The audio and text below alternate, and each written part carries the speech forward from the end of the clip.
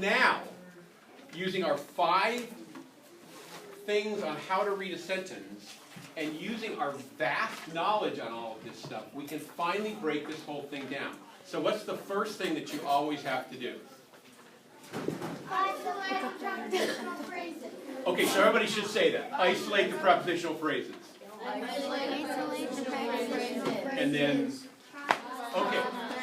So, first sentence. After the game, the coach buys the team pizza. After the Pizza. After the game, absolutely. So you can come up here and you can say after the game, and you cross after the game out. Okay, so now we're left with the basic sentence. The coach buys the team pizza. What's our verb? Buys. Buys. Okay, so buys is the verb. It's an action verb. If we look left of buys, we're going to get the subject, and that's coach. Okay, so there's the coach. Okay, what does the coach buy? Pizza, exactly. So he buys the pizza, which makes pizza the direct object. And the team indirect. And the team indirectly receives the pizza, so they're the indirect object. Mr. B, are you filming? Okay? No. So, okay, so the coach buys pizza for the team. See how that works? Yeah. Okay, so then the next one, if I step out of the way, it says, at the movies, I always buy myself popcorn from the concession stand. At the movies. What's that? At the movies. From the concession stand is one prepositional phrase. And at the movies is the other one. Okay, so now we're left with the basic sentence, I always buy myself popcorn. What's the verb? Buy. Okay, it's an action verb. If I look left of buy, what's my subject? Buy. Okay. Okay, I always buy myself. What does he buy? Popcorn. Okay. Popcorn is going to be the direct object, and then myself is the indirect object. Okay. The last one. On Friday, he offered us a ride home from the club. From the club. Okay, from the club is one. Friday. On Friday is the other one. Okay, he offered us a ride home. What's my verb? Offered, and it's an action verb. We look left for the subject, and it's he. Okay, what was offered? A ride. So ride is your direct object. And then who indirect? Us. Exactly.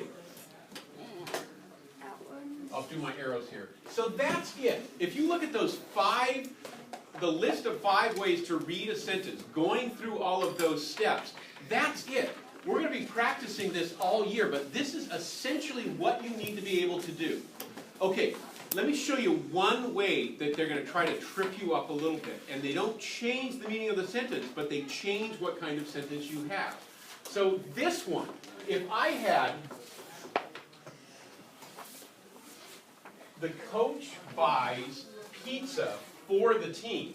Okay, so if I go, the coach buys pizza for the team.